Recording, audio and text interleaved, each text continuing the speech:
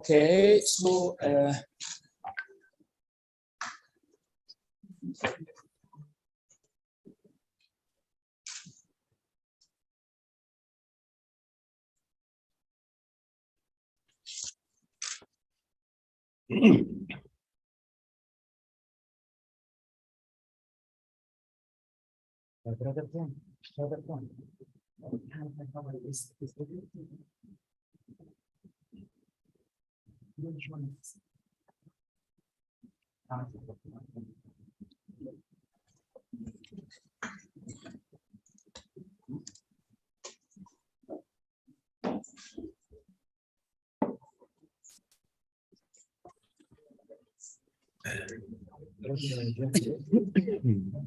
شلونك؟ ان شاء الله طيب.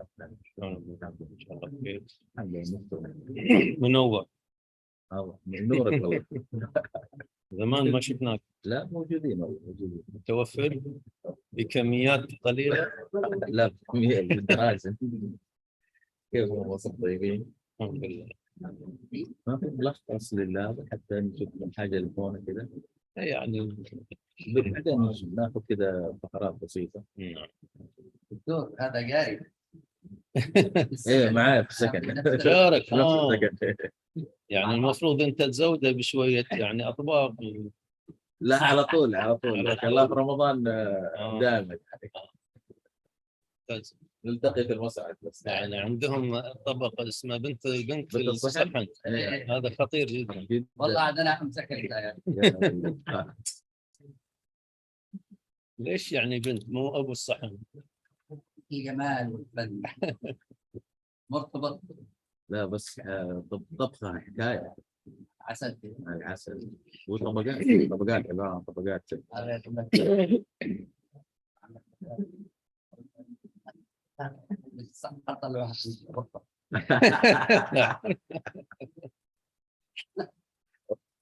هذا أفريقيا.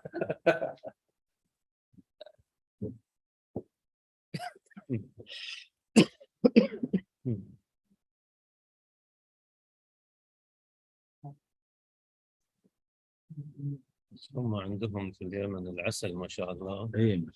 لكن في يعني اخبار غير مؤكده عشان ما نلخبطش يقول ان كثير من العسل الاصلي يعني ياتي من الخارج ويخرج، انما العسل الاصلي مش دائما يخرج الى يعني في ناس يعني شركات او امور ناس فابريكيتد. مدير الجامعة دخل في اوكي. بسم الله الرحمن الرحيم. السلام عليكم ورحمة الله تعالى وبركاته.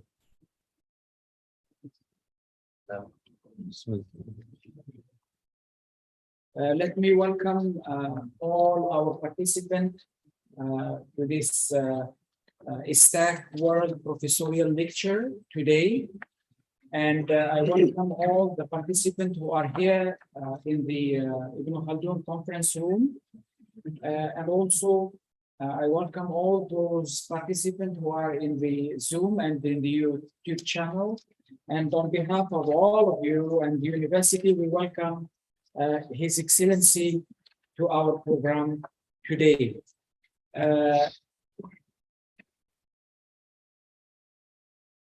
Let me start by saying, dear Honorable Professor Kansri Dato Zulkifli bin Abdul Razak, Rector, International Islamic University, Malaysia, His Excellency Dr. MOHAMMAD HASSAN, the Ambassador of the State of Kuwait to Malaysia, respected Professor Dr. Ahmed Hafiz bin Zulkifli, Deputy Rector, Responsible Research and Innovation, respected Professor Dawood Al-Hidabi, Director of International Institute for Muslim Unity, IMU, UMC members, deans, directors, professors, researchers, academicians, students, and participants from Malaysia and abroad. Dear brothers and sisters, once again, welcome to our Iwpl number 10. We are very much honored to have His Excellency to participate in the Istac-World Professorial Lecture. which was started a year ago and invited many great scholars, academicians, professors, ambassadors. And the last professor who was the last speaker who was invited is His Excellency, the former Prime Minister of Japan, Abe Shinzo, who passed away recently. So it's a great honor for us to have His Excellency with us, talking on one of the most important topics of great interest, not only to Islamic thought and civilization scholars and students, but to everyone, including the policymakers, the scholars, the politicians, the civil society. Is talking about a topic of more interest to us, especially in our present time. He will be talking to us on water resources, security challenges, and water in Islamic thought. Brothers and sisters, before we move on into our program, I would like to ask Professor Dr. Sri Zulkifli, our rector, to say a few words of wisdom and welcoming remarks in this very important lecture. Prof. Tan Sri, go ahead.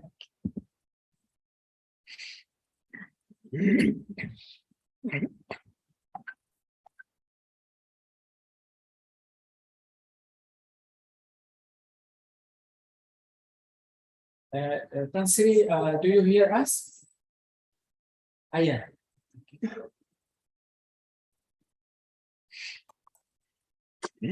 Okay. Thank you very much, Professor Abdul Aziz. Assalamualaikum warahmatullahi ta'ala wabarakatuh. Excellency, Ambassador HAMAD Muhammad Hassan, Ambassador of Kuwait, ladies and gentlemen, brothers and sisters, Alhamdulillah, we have arrived at the 10th professorial lecture, which, as been mentioned, started about a year ago. And indeed, I am very pleased to see that this is a platform that we engage resource people, experts, and also leaders in areas of their own expertise to talk about issues that I think which is very pertinent to us, particularly from the Islamic world, and also as far as the university is concerned.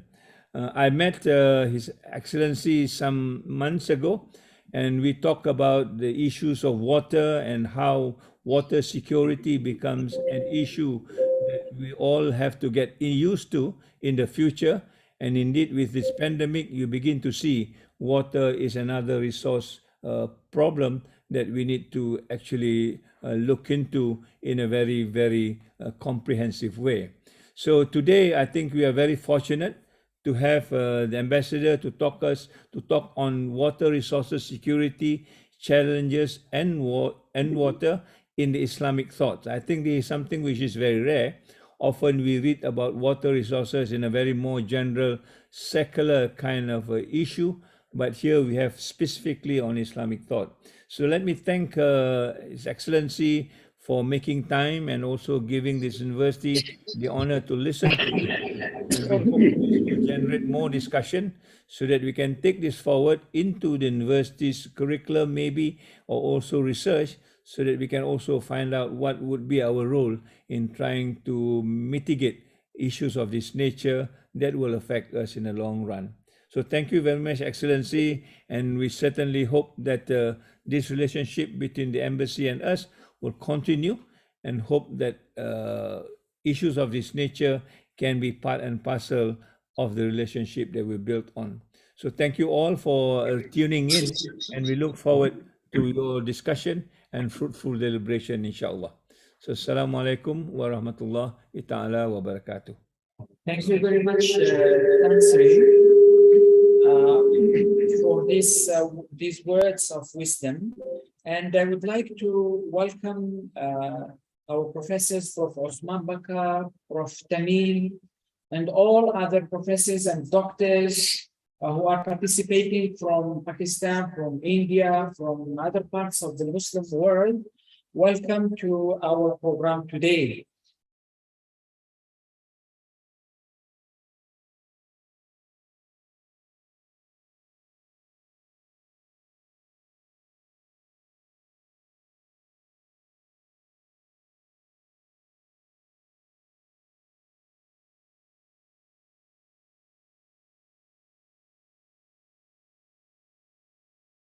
Believe and trust that the Institute and Islamic thought must address these issues of sustainable development, of whether water or environment or peace, or these are the issues that students and professors of Islamic thought and civilization needs to address. Without any further delay, I would like to call upon Professor Dawood Al-Hidabi to moderate this session. Go ahead, Prof. بسم الله الرحمن الرحيم الحمد لله والصلاة والسلام على رسول الله وعلى آله وصحبه ومن والاه. Honorable Director of IIM, Sari Zulkifli, Prof. Dr. Sari Zulkifli, His Excellency Dr. Hamad Muhammad BURHAMAH, the Ambassador of the State of Kuwait, Honorable Professor Abdul Aziz Barwood, the Dean of Istac, respected professors all over the Muslim world, respected participants, Assalamu alaikum wa rahmatullahi wa barakatuh. As Director and Prof. Abdul Aziz talked about the importance of this lecture, I have to introduce our respected and honorable His Excellency, the Ambassador of the State of Kuwait, who is a diplomatic person by profession, yet he is concerned with the global issue, that is the water. He got his first degree from Kuwait, then his master from Algeria, and the PhD from Hull University in the UK. He represented his country in many different at the capacity of diplomats, and also representative of Kuwait in different conferences, meetings, and workshops. He got a lot of professional certificates, which we cannot mention at the moment because it's too long, the list is too long. Also, he got several international awards from different countries like Senegal, Gambia, Hungary, and other international organizations. He got the Excellence Award for Ambassador from Hungary as well. Also, he authored several books. Among these, Water Crisis in the Middle East, Option for Solving the Water Dispute. Also, Water Conflict in the Middle East, a comparative political study between Tigris, Euphrates, Basin, and finally, the water resources in the Middle East, question of hydropolitical and international law.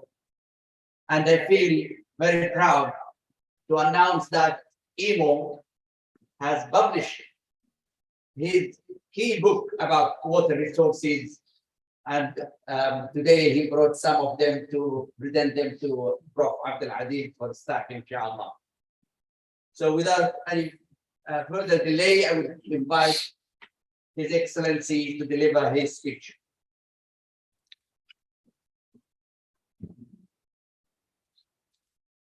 Assalamu alaikum wa rahmatullah. At first, I should thank His Honorable Professor Tansiri Dato Zulkifli Abdul Aziz, the actor, the International Islamic University of Malaysia, also the respective Professor Dr. Ahmed Hafiz bin Zulkifli, Deputy Reactor, responsible research and innovation respected Professor Abdulaziz Barghouth, Dean of the International Institute of Islamic Thought and Civilization, and Professor Dr. respected Dawood Al-Hudabi, Director of International Institute of Muslim Unity, and UMC members, Dean, Directors, Professors, Researchers, Academic Students, and participants from Malaysia and abroad. Assalamu alaikum and good afternoon to all.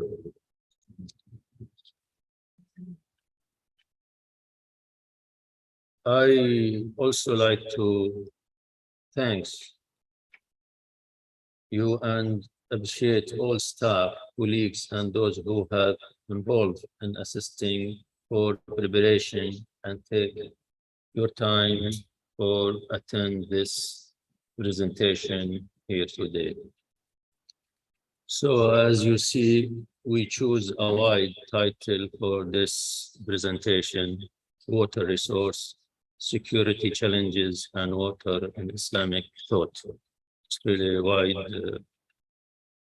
title. The plan for this presentation, this is the plan. So we have introduction, then water resource, water as a worldwide problem, water as a hydropolitics and legal issue, then water and Islamic thought, later on conclusion. Of course, we will not stand with every title or subtitle very details.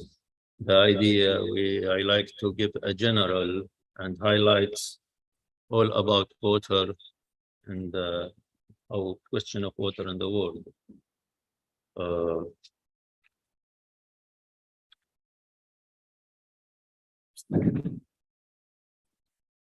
So if we talk about water and the introduction, no doubt water is important so much, and everything start and end by water.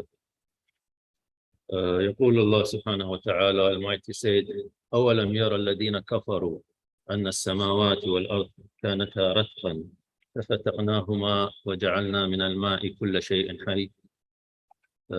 Surah Al-Anbiya, ayah 30.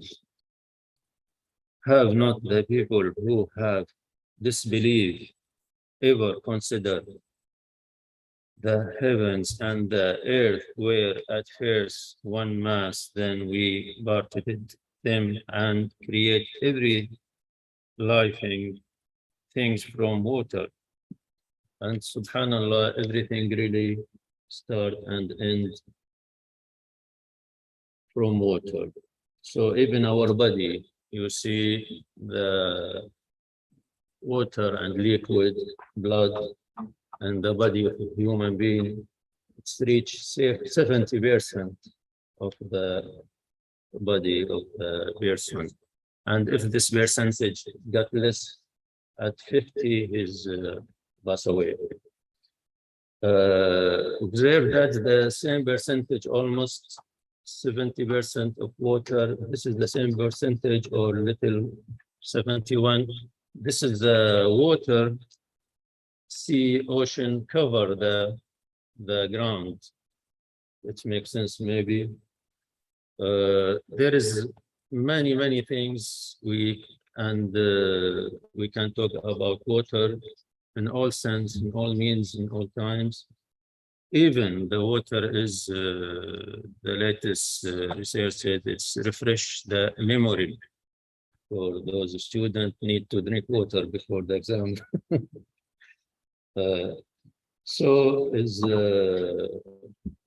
If we go to first or second subtitle, water as a worldwide problem.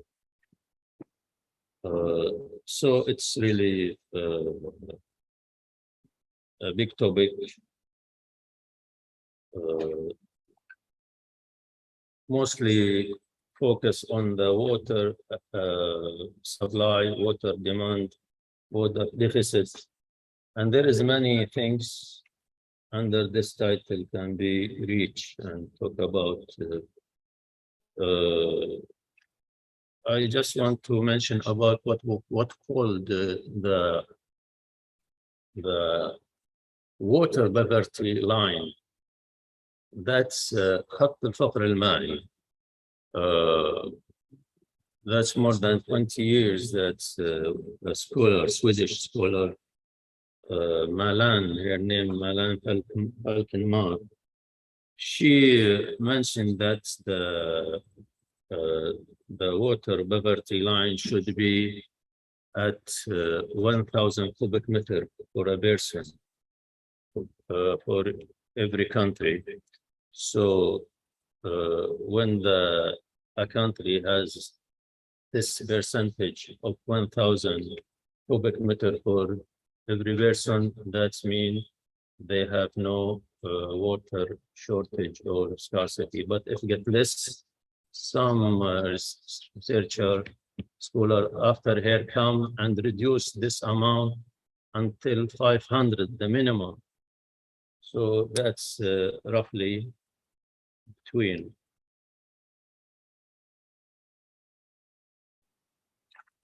So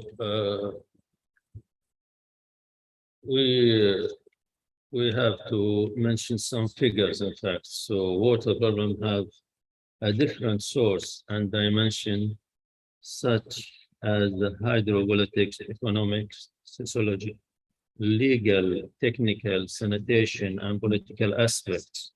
Also, water problem is not confined to a certain region, but it is extensive, and each has its own different sort of water problem.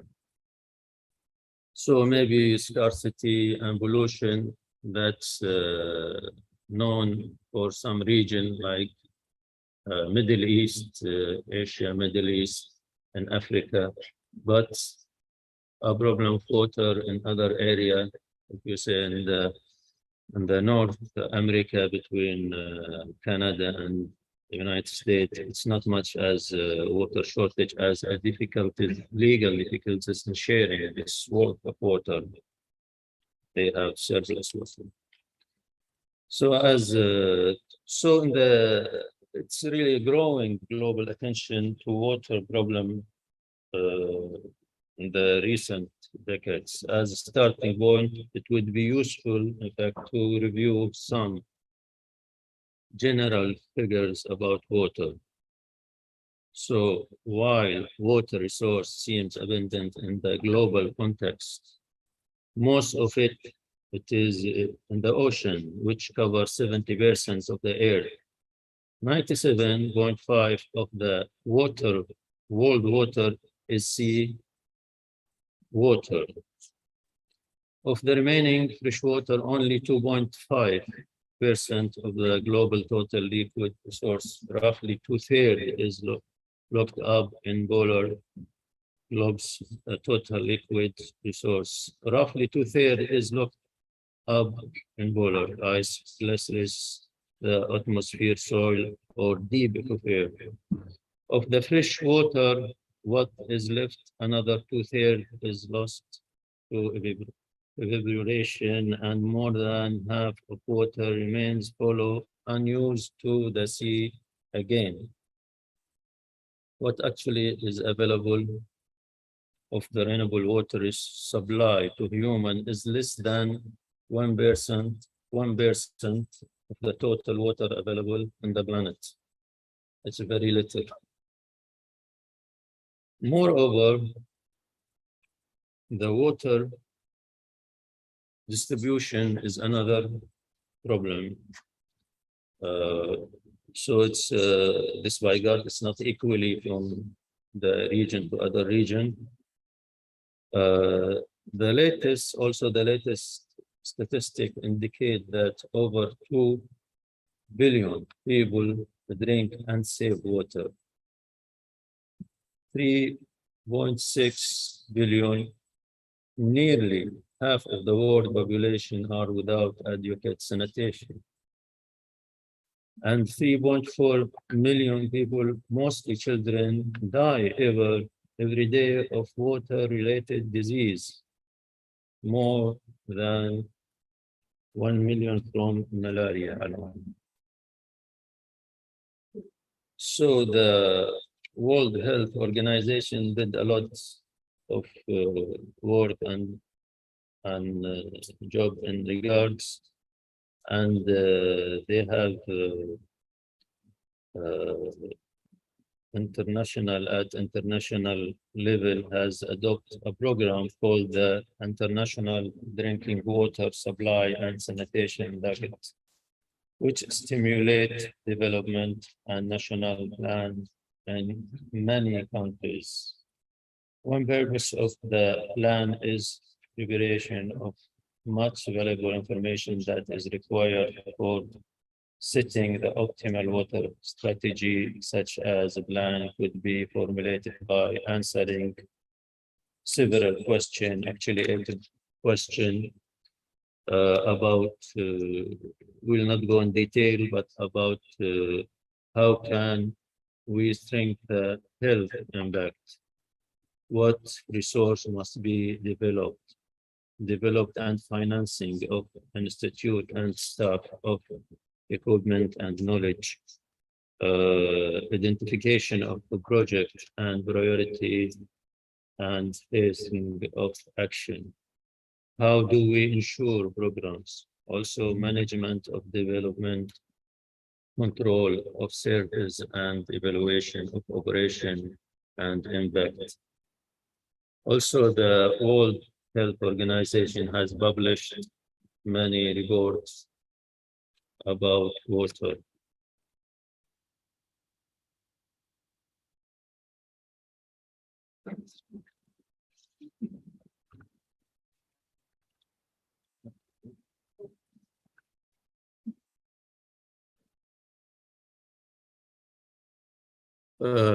We can see short film about water in general.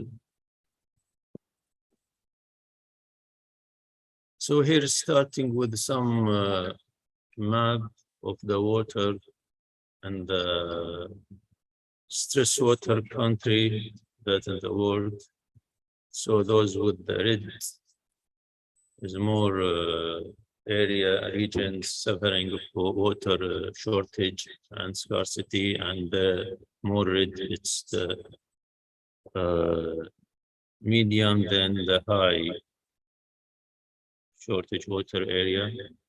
This is another map for water case in the. Together, we're facing the greatest water. So this is a short film we can follow. Water makes up 3/4 of the earth, yet only 2.5% of it is fresh water. 70% of that is locked up in glaciers and permafrost. We need a lot of water.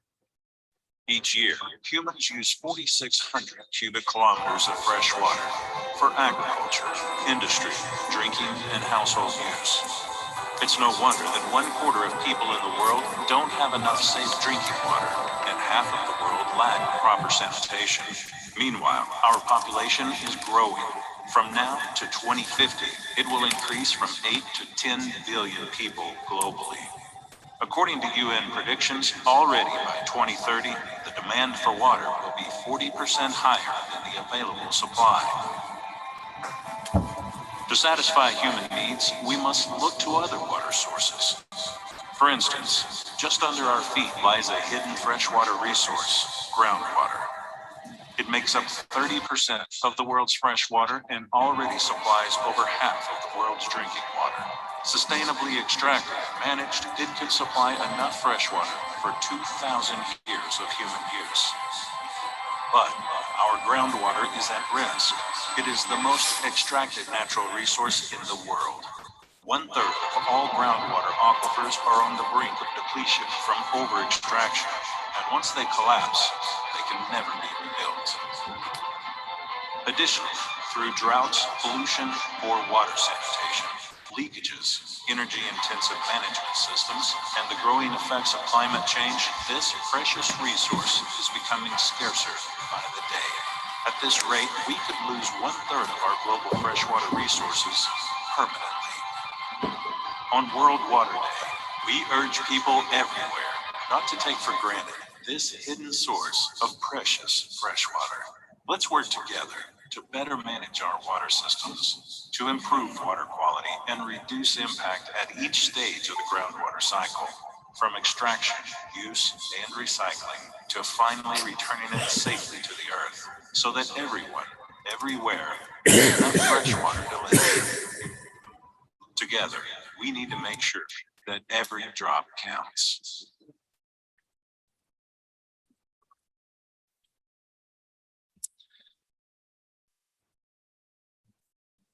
Also, we can talk, this is the case of water in the world. Also, we can take about some, we'll demonstrate some tables show the case of water. So we'll start with this table about the largest river in the world. And without much details, we can observe the Nile is not the largest, but it is the longest. 6,000 kilometers, 825. The largest as a volume, it is Amazon, of course, which is 3,000 billion cubic meter. Also, Congo River, one of the largest volume river, 1,400 billion cubic meter. This is really a map and profile the Nile basin, showing where's the upstream and the midstream, downstream. So the major, which is the White Nile, and then the Blue Nile. This map for Niger River, Congo River, those all the largest river, Zambezi River, United States, Mississippi River, it's local river almost. So this is the Amazon, which is the greatest river. For the latest years, there was no, it's not, they didn't recognize actually where's the upstream, and that's the raising, where's the top of the upstream. And by satellite and many research showing that Biro, Colombia, mostly Biro, it's where's this great river starts. This is Danube River, Rhine, Mekong. So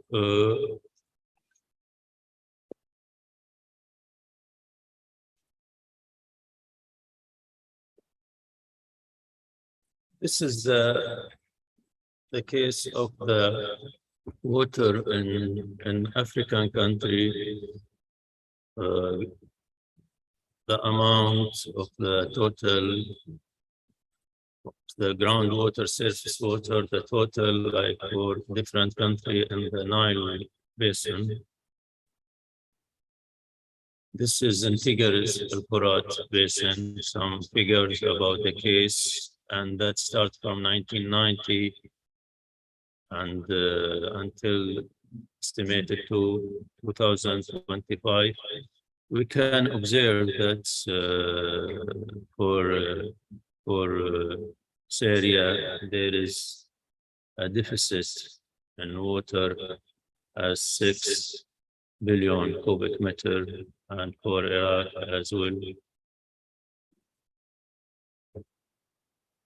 Showing the future and the supply demand of the water in this region and in this basin.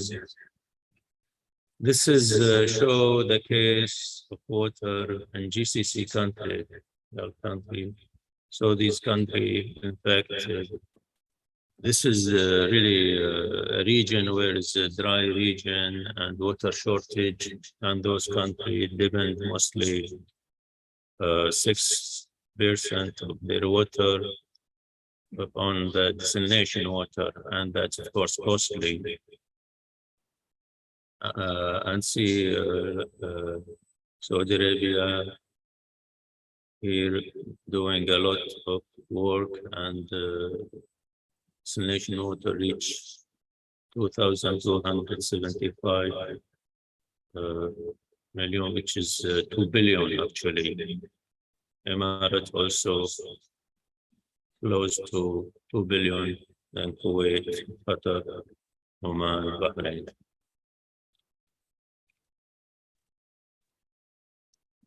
So I'll try to be faster, just to give idea about the other subtitles.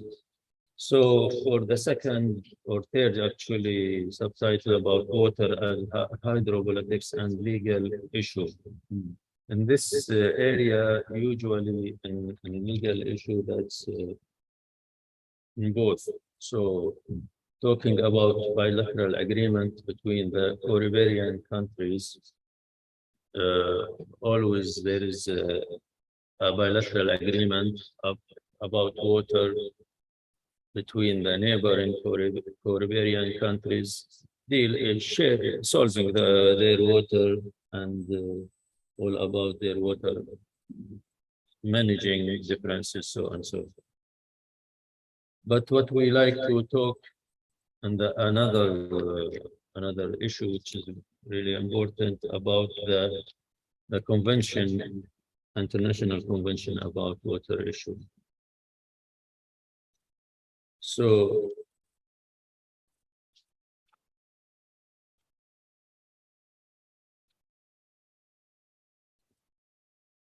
historical experience show that wherever a necessary natural resource is limited, it could be an objective of conflict among people. Water is one of the basic human needs, which has often been contributory factor in inflaming conflict all over the world. It's interesting that Arab in the early time before Islam, they have a aphorism said, if you see a gathering, fighting in the desert for people, that's mean the reason is water. If you see any conflict, any fighting, because there is no vital more than water. So directly, if you see, so that's meaning on water. However, there is no specific definition of water conflict. Conflict around water has several political, economic, and legal dimensions. Also, water has been occasion for military conflict. For instance, in the Jordan Basin, the war of 1967, the direct reason for that is water. It's always we talk about land, but water is more valuable in many cases. So that's I try to turn and actually stealing the headquarters of this Jordan River, and that's one major reason for claiming this clash and in 1967. It's in the recent times, so talk has been here about so-called coming water war. In this respect, the question may be raised at what violence level will water conflict occur?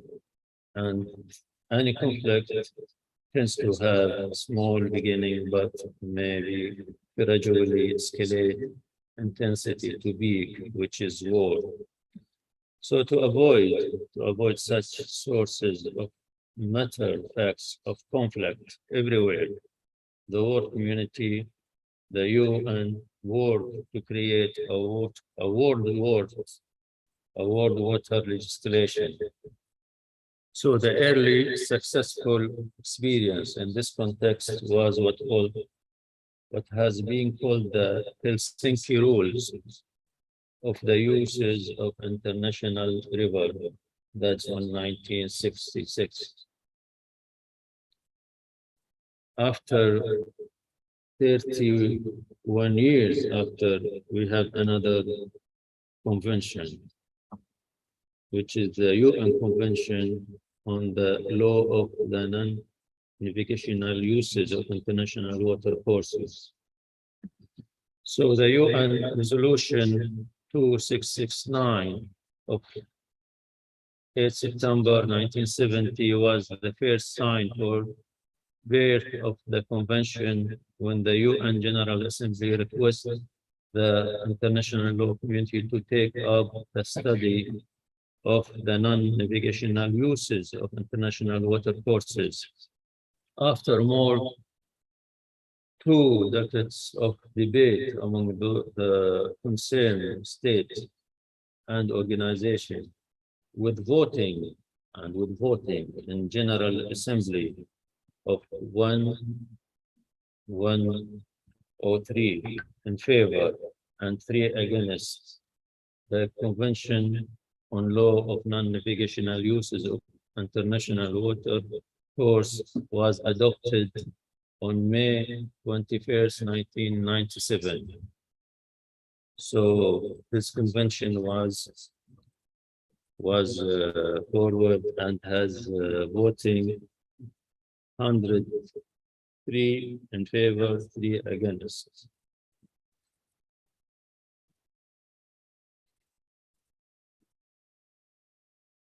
And in May 21st, 1997, enter into force in August 17,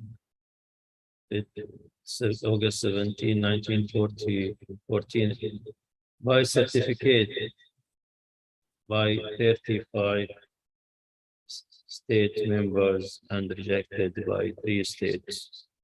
Those 3 vote against: Burundi, China, and Turkey. And if you observe those upstream states, those try to avoid any obligation in this. We'll talk very briefly and fast about this convention, important convention, in fact.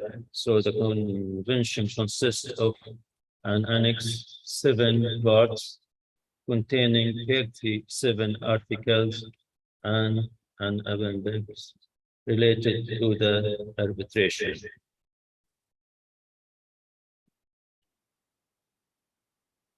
So, part 1, entitled Introduction.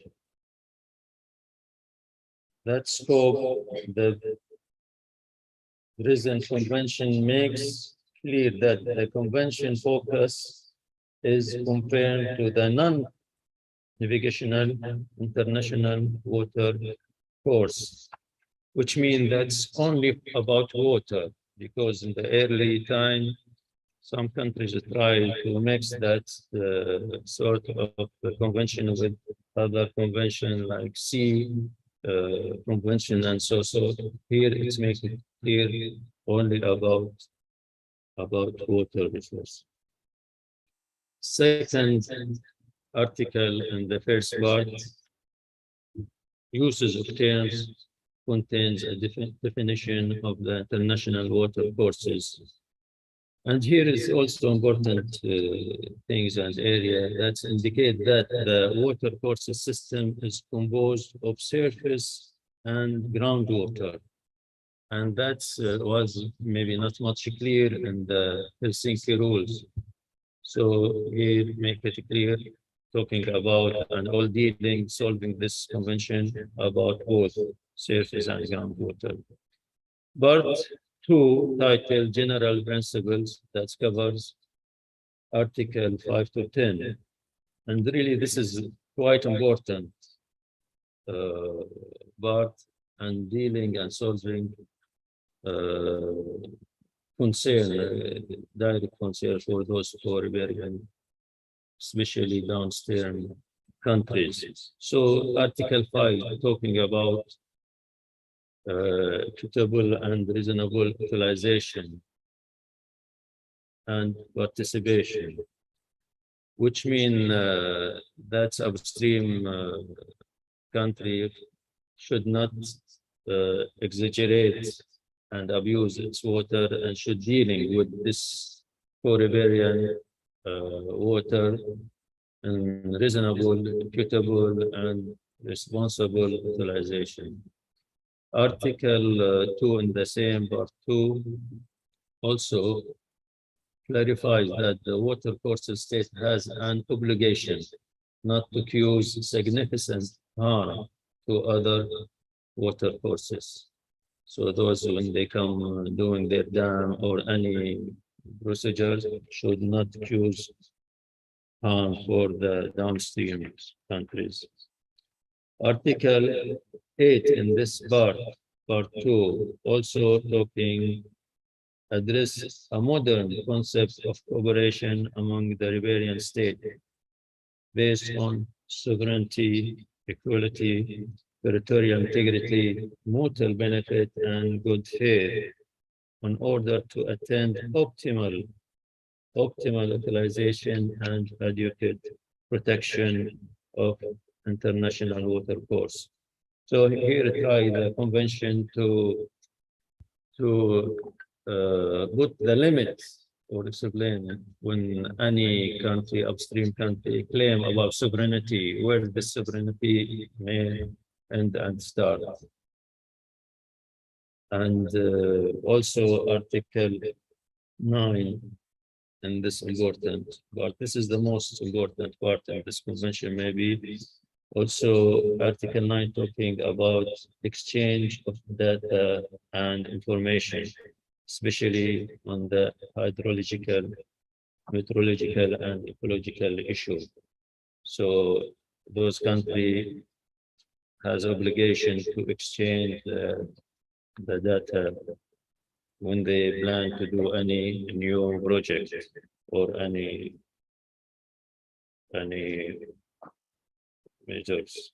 So part 3, land measures, also briefly talking harmful, part 4, harmful condition and emergency situation. It's happened sometime, emergency situation, maybe flood or any unlikely emergency. So this convention dealing and clarify about this. Part 5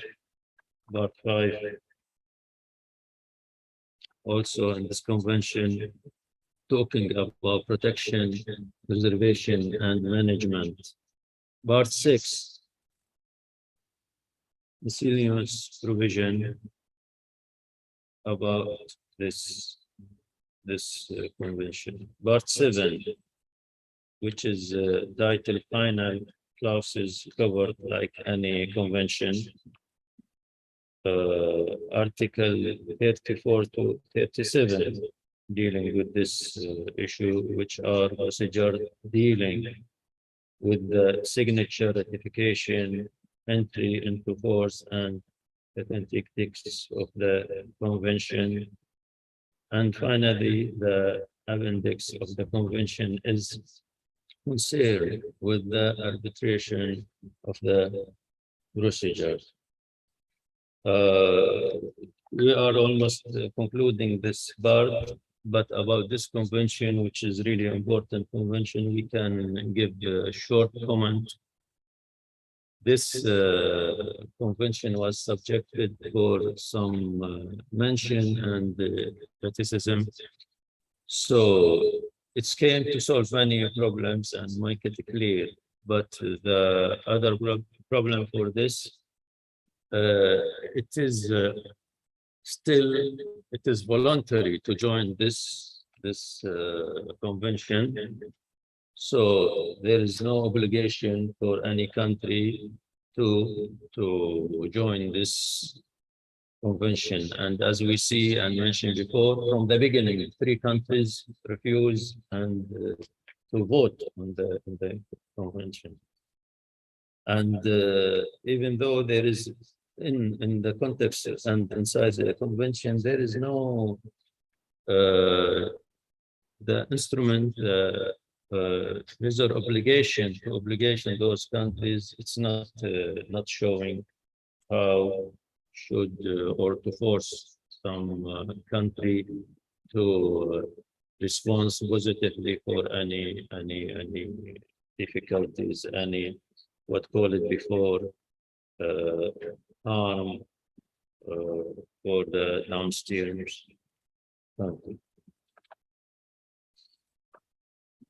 So I think by this we cover about legal issue, and now we can move to the next and the fourth subtitle about Islamic thought. And I try to be very brief since the time is really passing.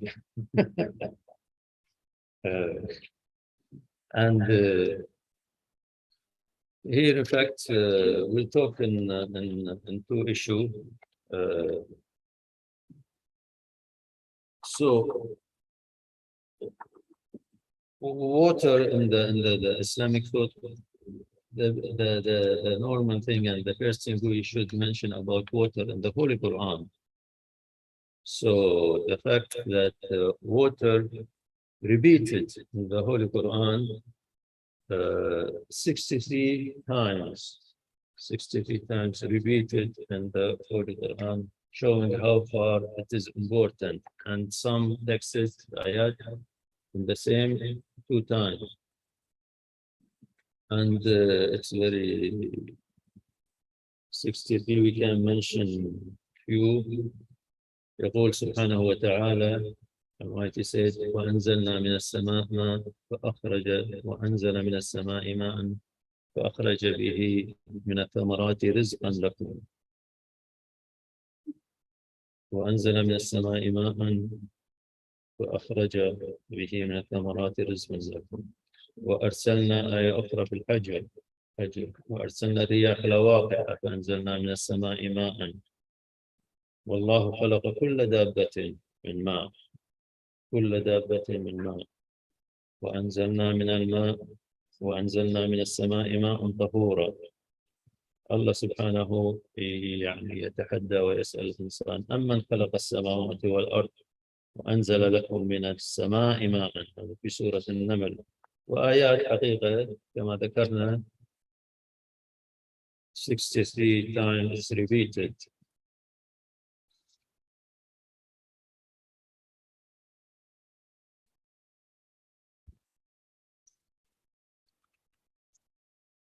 What is worth mentioning here, that's with this repeat of this ayat karima, it came in 3 cases. The first, using the water as a reward and prize for Jannah, or promising those who believe in God. So in case of as a prize.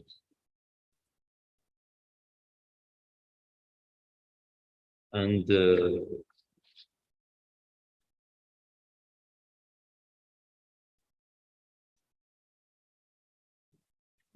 God always reminds us that He supports us and provides us with water to save us, to help us, to يقول سبحانه in this context ألم ترى إن الله أنزل من السماء ماء فسلكه ينابيع في الأرض. في سورة الزخرف أيضا يقول والذي نزل من السماء ماء بقدر فأنشرنا به بلدة ميتة. So water mentioned in the first as reward and prize. The other meaning and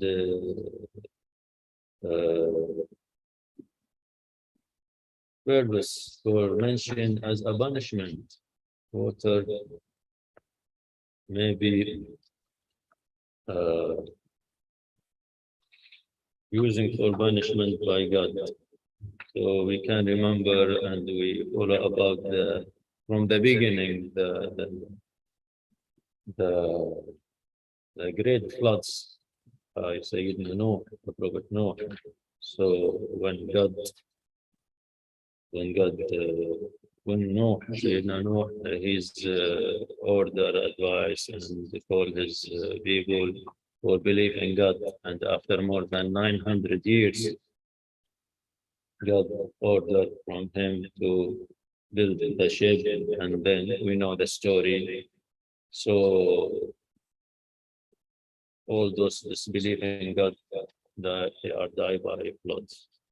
The third meaning in the water, in this area, talking about the using water as a miracle water by God to show his power of God subhanahu wa ta'ala by using the water as a miracle in many cases and many occasions. So about Ma Zamzam. Also Sayyidina Ayub, the story of Sayyidina Ayub. So by water اذهب برجلك هذا مغتسل بارد وشراب. فسبحان الله يعني. Also in the other area, the name water has different name and characters in the Holy Quran. It has 23rd name and character came in the Holy Quran. So not always water, it has other names. So and other cases of water also used in the same context we talk about.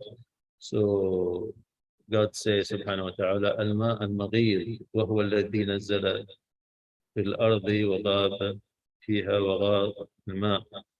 So al-ma' al-sadid, this is for those disbelieve, and in the head. Ma' al-muhil. In the other sense, الماء الطهور, ماء الشروب, الماء الأجاج,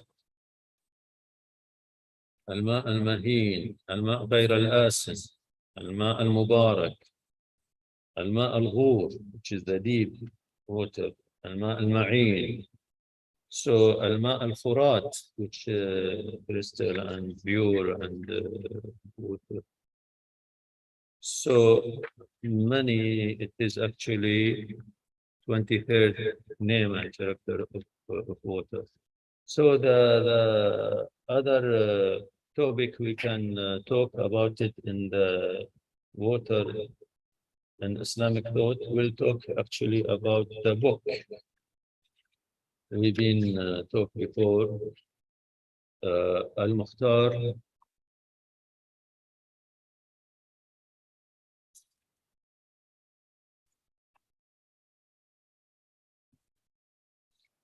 So we're talking about the chosen from the book Water, Islamic Thought and Arabic Literature. المختار من كتاب الماء في الفكر الإسلامي والأدب العربي. So very briefly, I'm sorry I'm taking a long time maybe. So this book, the idea of this book, for preparing this book, in fact, was and arose in the summer of the year 1995 in Morocco. While I was researching and gathering scientific material and references to write a book about water in Islamic thought and legislation. So what's happened that it began in a small library in one Rabat Saleh near the old market. So I found this big the book. So when I saw the book, I didn't hesitate to buy it, in fact, and when I opened and found myself in front of a water encyclopedia whose content exceed the title of the book drawn in the book. So the first book topic include not only research and presentation about water, what is related to an Islamic thought and Arabic literature, but also information in this book and the news on historical, geological, legal, and technical aspect of water to some contents. So when I found this book, I really feel enthusiasm and I like to avail this book for everybody. But how can that? While the book is very huge, it's 4 parts and contain 1,767 pages. So from here, it's this idea came that's lead to concept of conceiving the massive books into a single volume. And to do this, there is the methodology and scientific control how to do this this big work and this responsible work to do it really. So very briefly talking about the methodology, there are methodology and scientific methods to summarizing any book for those like research who desire to conduct this effort. If we accept that the short book must lose some of its density of the scientific material, then our concern was that lowering the original book size should not come at the expense of the quality of the scientific material or detract from the author ideas. So the methodology which I adopted for this work and this study was as follows.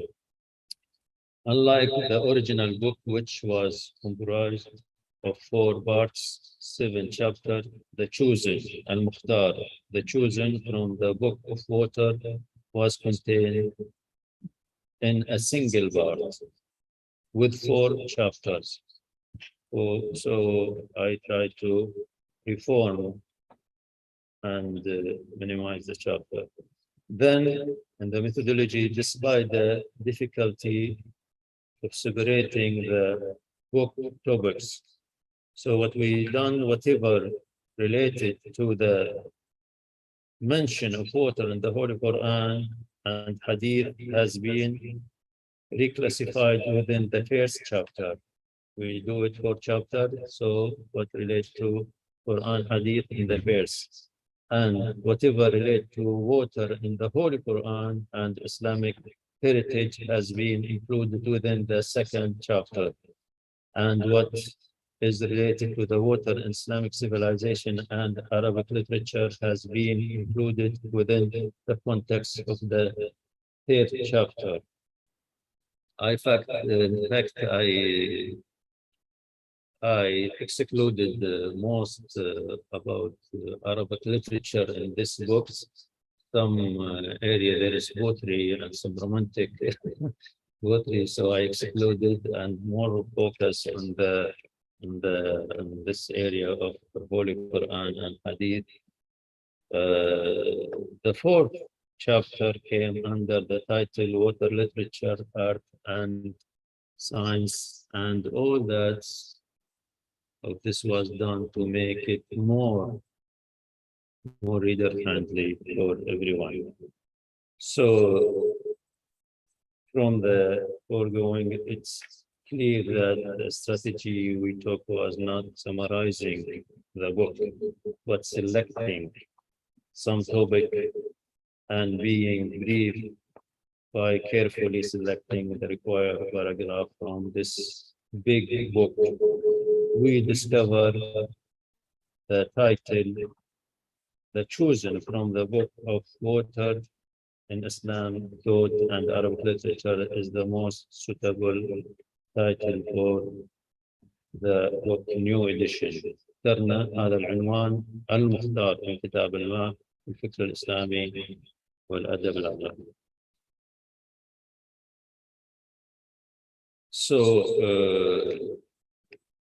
Also, it was a story to get the license for this book and this work. So here, very briefly, I should thanks and gratitude to the Ministry of Endowment and Islamic Affairs in the Kingdom of Morocco, which undertook the generous order of His Majesty King Hassan II, may God have mercy on him, to publish the book Water in Islamic Thought and Arabic Literature. The first and original edition was under the patronage of His Majesty the King Hassan rahimahullah. I should thank also the Moroccan Minister of Endowment, Mr. Ahmed Tawfiq. He's a professor and he's well known, and he did his receive our order positively and really help in this matter.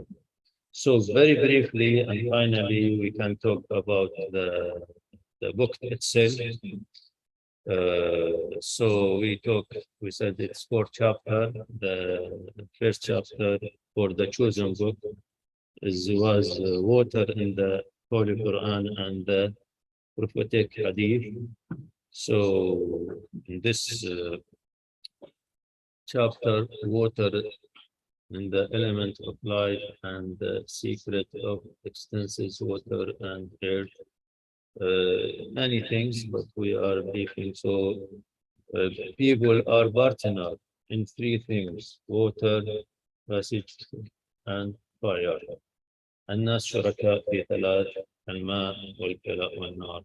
So chapter 2 in this chosen book of water, water in the Holy Quran and Islamic heritage, the endowment of water and elite human civilization, also the endowment of wells and spring in Medina al-Munawwara. Also in this chapter, the provision of wells and Islamic jurisprudence, and there is many talking about Zubaydah, the wife of Harun al-Rashid, which she ordered and dragging this Ain and well in the road of the pilgrim to help the pilgrim. Also, washing in this chapter, washing the body with water, healthy advancement and civilization. The author talking about walking on water. This is a miracle, of course, and talking about the Jesus, Sayyid al-Masih, is the ability of miracle. Also, water in the dream. When you have the dream of water, it's mean, I think, positivity. Chapter 3. Titled Water in Islamic Civilization and Arabic Literature. So, water, cities and civilization. Human civilization grew up on the bank of waterway. So, Ibn Khaldun, who said that الحضارات بنيت على ضفاف الأنهار. And the author talked about this context and this. So also he mentioned that Africa is the richest continent in terms of hydropower. He talked also about Ma'rib Dam. He talked about the Islamic people ways to pray for rain. So, you know, the Muslims, especially in the dry region, and in Kuwait, and we are praying to get the rain for God. Finally, chapter 4, water literature, art, and science. So he talking about the snow and Arabic literature. Also talking about water wonders in the mountains. He talked about snow in the Arabic literature. He talked about astronomical messages written by Muslims. Al-Razi, Al-Asma'i, they wrote about water. Also, he mentioned interesting things about animals that are sensitive to the presence of water. Those animals like elephant, ant, porpoise, and cats, they can discover where's the water. Also, searching for groundwater by stilts. So there is a classic or the manual way how to discover water by stick. Also, finally, medical benefit of water are endless. So finally, in fact, we almost finished about water in the thought. So it's really about water is really challenging matter. For we just talk about how the UN and the UN Convention and the World Health Organization advise to support and to avail the water.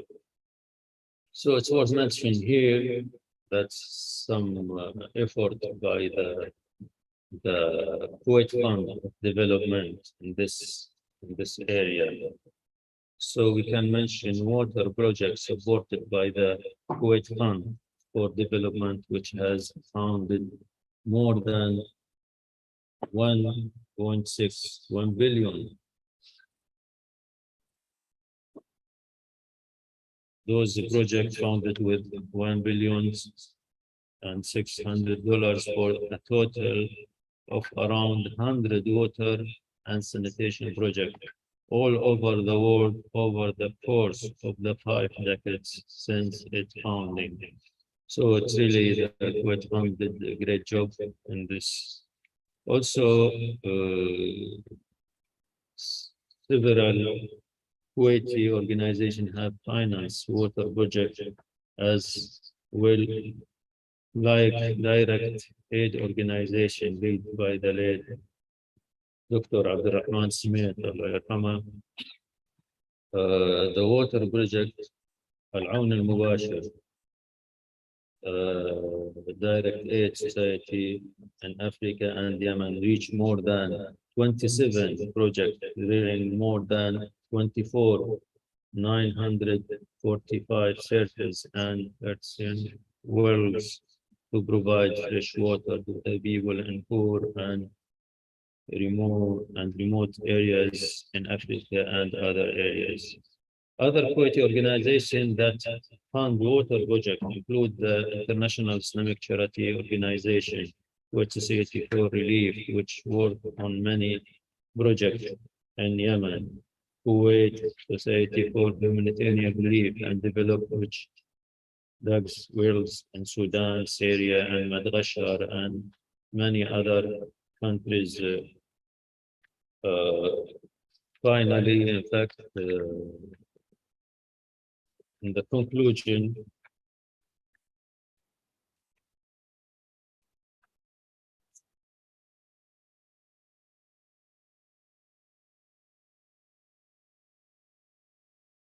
as mentioned, there is really difficulties and challenges for water shortage, water scarcity, water differences between the Caribbean state. So what the solution for that dispute between those? We know that there is a legal agreement usually between those concerned countries, Caribbean, as we mentioned, but usually I really propose and remind and propose that the functional cooperation is really the final and practical way to solve these difficulties, since the legal issue cannot solve this problem. So no way else just to get in technical and functional, in fact, cooperation. There is many examples about this. We cannot, for the time, go into details in this area. Finally, I would thank you very much for follow this presentation, and I'm very, very sorry to get long and maybe I exceed the time mentioned. Thank you. Thank you. Thank you, Dr. Ahmed, sorry, Mohammed Burhama. Your Excellency has taken us briefly about talking about different issues which you raised regarding the water poverty, the water distribution, and the suffering of the world and humanity. And unfortunately, as the time goes on, the suffering will increase unless action can be made. Yes, there are a lot of conventions, but there is no implementation of such kind of convention. We need global action. We need a lot of collaboration between different nations to reduce the threat which humanity might face in the future. You have talked about water in the Islamic thought as well, across history. In fact, you have talked briefly about the encyclopedia, I would say. The encyclopedia of water, which is written by Al-Muqtar, and you have vividly and in a very concise manner summarized and also adopted a different methodology to write the book. Alhamdulillah, that the book is available, of course, in Arabic, not in English. But hopefully it will be translated. Maybe His Excellency might direct us to translate in one way or another. So we might need some sort of funding to translate that kind of book, which is very important.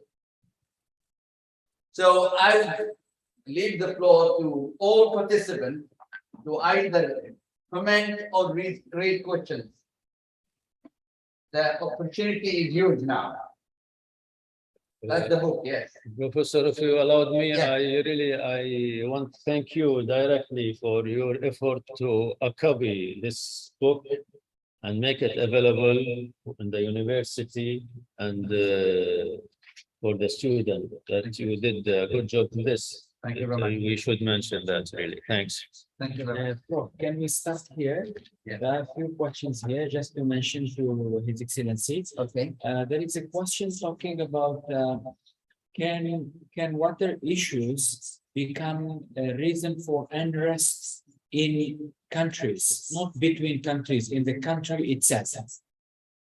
Let's say a country like any country in the world, can the shortage of water and problem of water lead to conflicts in the countries themselves, not between the countries? Internal conflict. That's number one. The other question, you have mentioned about this book, Al-Mukhtar, in water. This shows that Islamic civilization has also touched on this very rare area, and they have all this type of books. Based on your readings of the book, have they spoken about things how to manage water conflicts from Islamic perspective, and how Islamic values can help in solving this? The other question is talking about water issues. Sometimes is not only about the lack of water, but the rationalization of the use, how we use water, the rational use of water, and using it properly, using it for right purposes. What is your comment on this? Means it's more, according to him, it's more like mindset and culture. We can save a lot of water by using it properly, as the Quran says. These are some of them. Yes, yes. So about water inside the country, so it is a local issue. So you cannot do any development plan for any country without solve and deal with the water resource. So, as we mentioned, the GCC country, we have water shortage. Our region is really dry and scarcity. So a lot of work was done in desalination water, and so those plants and a lot of budget was forward for this, because without water you can't do anything. It's not only for drink water, so sanitation, so for the health of people. So any project need, but the challenge how to advance this sector and make it available. The second thing about the water and Islamic thought, Al-Mukhtar, the original book really covered many topics, and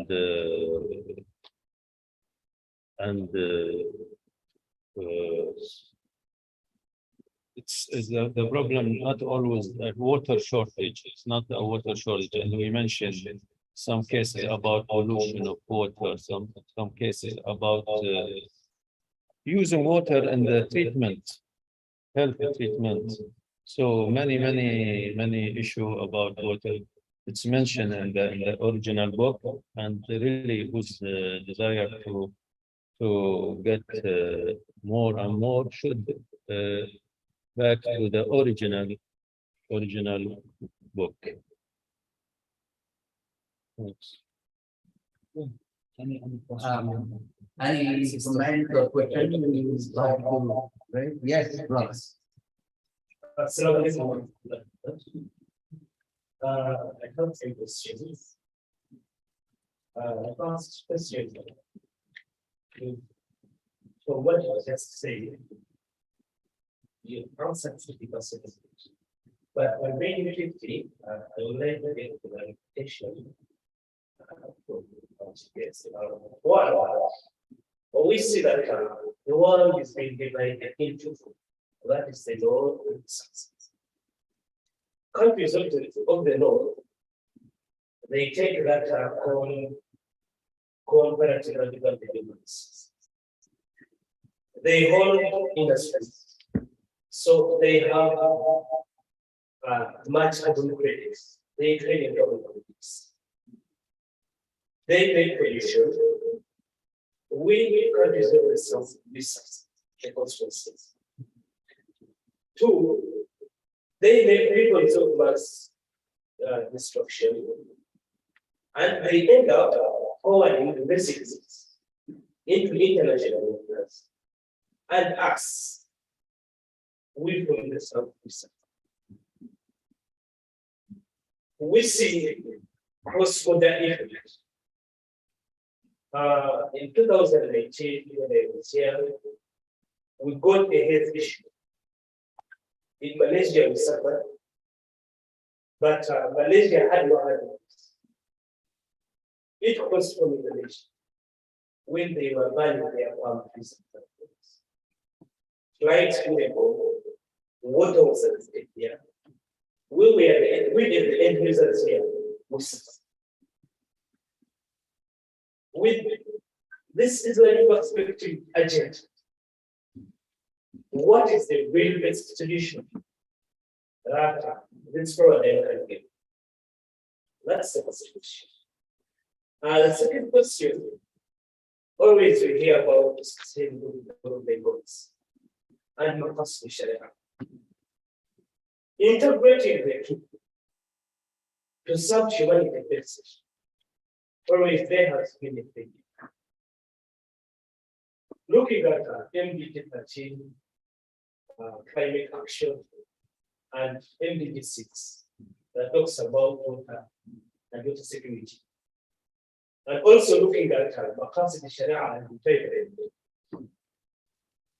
look, it gives a clear insight that we Muslims will have to indulge in politics to design frameworks, to design laws that can serve this in protecting the environment and alleviating climate change challenges.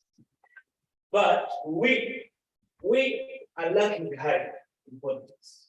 We've been left behind in politics, and this has been done. This has been brought by the international system. It has been brought by the international system. Muslims are how best is this paradigm giving solution to that? Lastly, in the context of Africa, We cannot, I yeah, think it's very difficult to capture all the questions. Let's answer one by one. Give to others. Yeah, because that's enough to do what we are saying. oh, They're quite big ones. Very good. Thank you. For the first question, if I really understand, you are talking about the dispute of water between the countries, maybe. Mainly north and south countries. Yes. دول الشمال ودول الجنوب. الأغنياء والفقراء.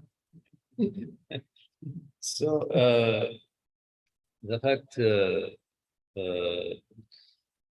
it's a cases. In fact, if we talk about cross-border and water, so that we cannot choose this case and problem. We go to the fact that in every region, dealing with the fact and the case of the dispute and the problem where, and there is different case to case. We just mentioned in the beginning that the case in North America, Canada, and United States, they have difficulties, and there is we can talk many things about this, and but it's not a sense of the water shortage as much of the differences of sharing this water, and other area about water shortage. And for that, we propose in the end, the conclusion, what we call about functional cooperation and technical solution for this. Because in some sense, and in some cases, you talk about Jordan River, it's very small and it's very, it's like 500,000 or so. It's not sufficient and enough for the neighboring and sharing for various states. Even in all means, that means they need other sources of water, and cannot be done only in the technical and other source of water. And it's another story. For the second question about maqasid al-Sharia for Islamic, how dealing with this matter, and really it's a big topic, and this may be in two cases, mostly about أحكام الماء, and maybe the law of the water in the Islamic code. So it's in Islam should not abstain the water from anybody, and you will if you abstain and this water, you got punishment by God.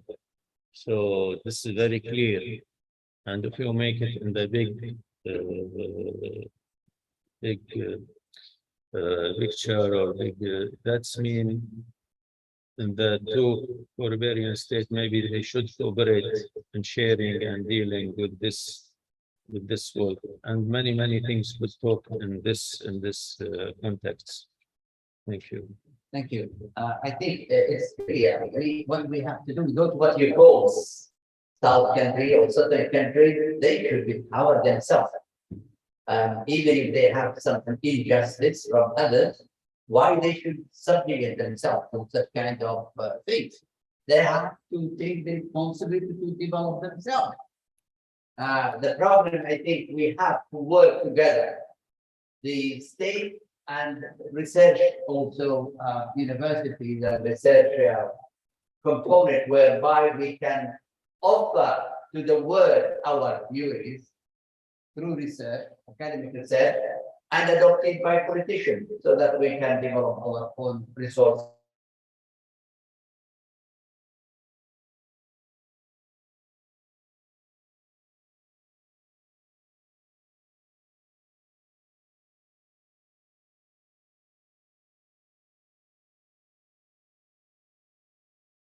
Water. There is a dilemma, though. If all countries resort to desalination process, more fossil fuels will be burned, which will contribute to more global warming. What is your opinion on this dilemma? And my second question is it ethical? I will allow you to read the other question. Let him answer the first. Dilemma and desalination? Dilemma? Climate What is change. the dilemma? About the climate change. About climate change? What is the dilemma? Can you state it again? You mean the climate change or what? The dilemma is that if all countries resort to desalinate water, more fossil fuels will be burned, which will contribute to more global warming. So, what is your opinion on this matter? إذا تم تحلية المياه يعني If all the سيؤدي countries إلى يعني warming, global warming. So the fact there is no other solution. If you need a water, you have to work in all sense. And so to get water, whether it's the surface water or the groundwater. And there is many experience, and for some countries which do more pressure in the groundwater and has other problem, geological problem, and the occurs will. So it's those countries should do their desalination water, and here maybe we can mention that. As mentioned, some project about transfer and water from other region to other. There was talk in 80s about what called this pipeline should built from Turkey to the Middle East and this country. But it was not, it didn't succeed in the end, because this project need really cooperation between those countries and need this environment and many conditions to, and all, as I observed myself, most of those projects to transfer the water from area to another far area, it has no physical ability, and there's no feasibility to do it. And there is the practical solution to help yourself with the desalination. And by the way, the desalination now very advanced. Yeah. And you can do it in a small amount, a small area, and in the central and by the government. Even those do it, small projects can do it for themselves, those in the farm or so. Okay, second. My second question, is it ethical and legal for countries to store reserves of fresh water? For example, if the European Union buys water from Africa and is stored in Europe, while Africans themselves have no access to water, would such practices lead to a war of water between the developed countries and developed countries? This, I think, this proposal supposed to So in the meantime, the European no need to transfer water from Africa to Europe. Maybe the opposite. We Yeah, to-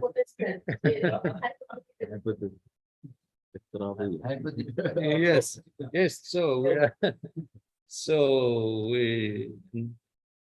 we can accuse them in other matters, not in water transfer.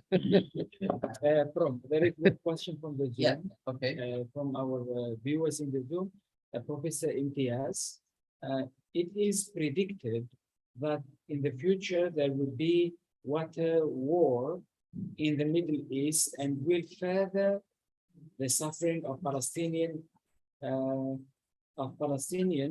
It will complicate peace with Israel and others. So do you think that water will be a cause for problems and conflicts in the future in the Middle East? Yes, in fact, water is a major reason for tension in the Middle East and as we talk about the conflict in the Jordan Basin. In fact, if you follow that, even the Zionism, the early project, when they coming, they take care and they maintain the source of water, and they settle. They make a settlement in the water area in Palestine. That's in the 18th century, late 18th century, and the beginning of the 19th century. So water is. We talk about war of 1967. So the direct reason for inflaming this conflict was the water of Jordan River. So the water will keep a matter of conflict in the future, and there is no other sort just to solve this water by cooperation between the regional state. And the reference for that, what we talk about, the Convention of Water Resource and the UN Convention, in fact, and the international law, in the end, should implement in this matter. Okay, any further questions or comment? No? Okay, then I think we go for dua first. Okay. Your Excellency, do you want to add any other last wisdom before we maybe end our session? Finally, I should again thank you, Professor, and all who prepare and take care for and who's coming, for Professor, student, colleague, brother, for this presentation.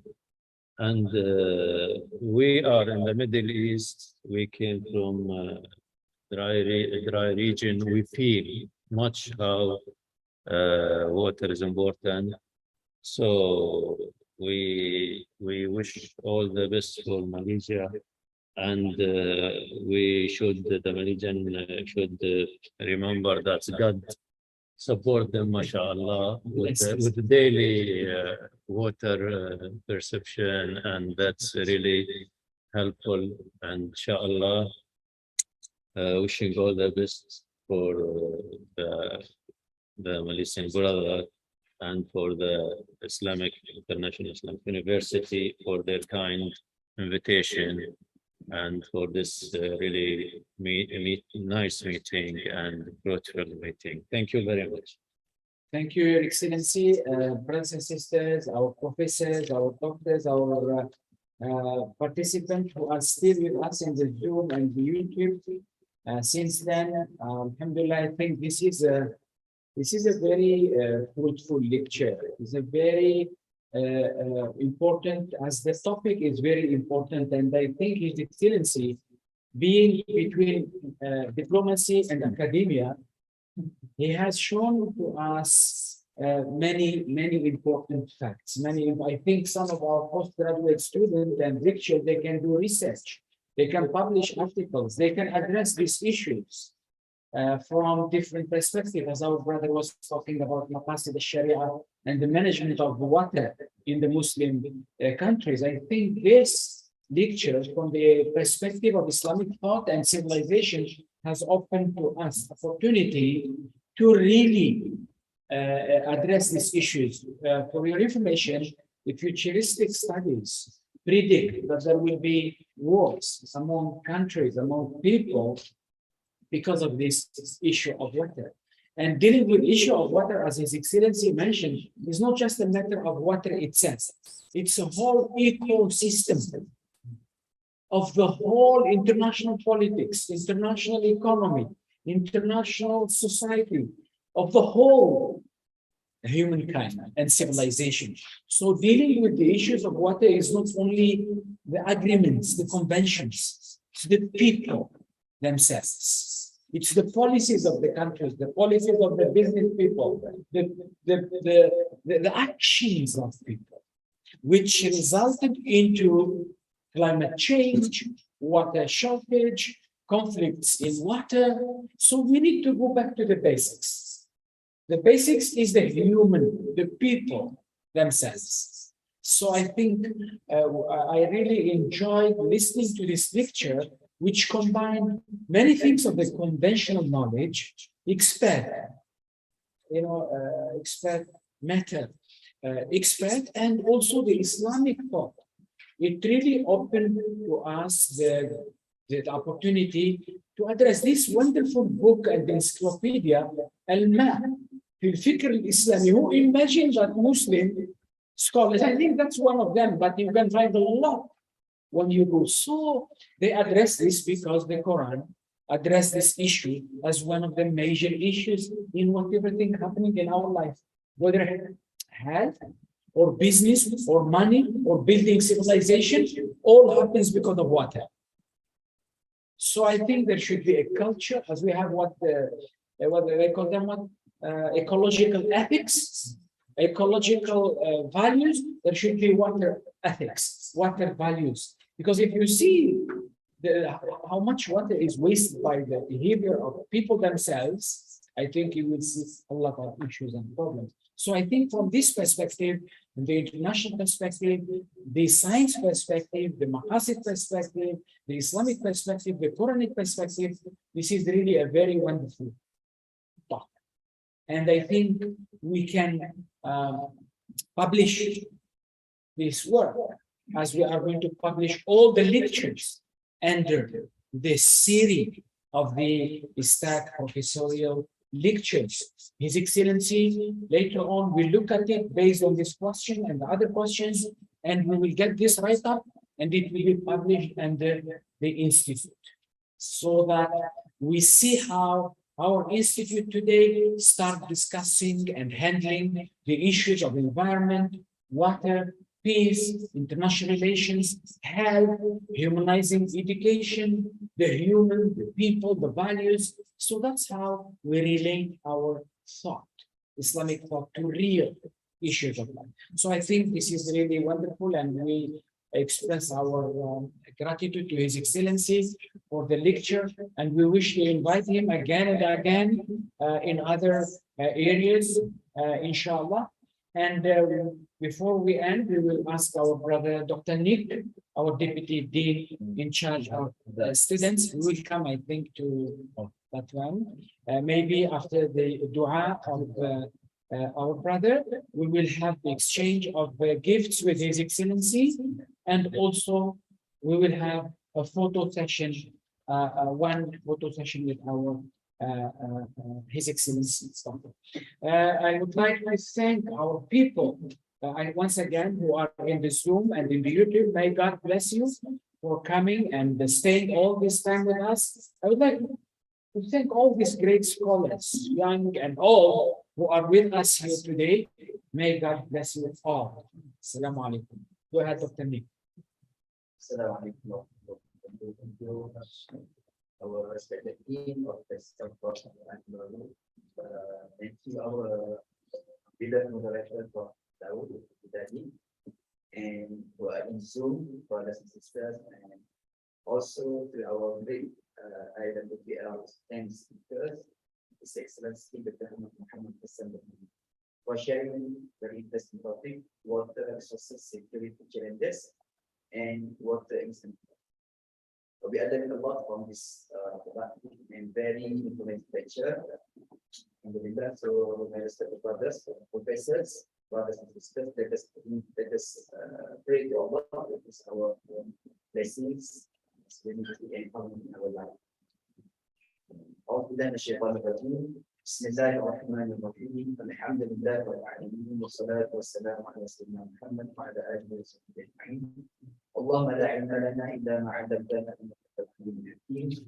اللهم إنا نسألك من الخير كله عاجله وآجله ما علمنا منه وما لم نعلم، ونعوذ بك من الشر كله عاجله وآجله ما علمنا منه وما لم نعلم.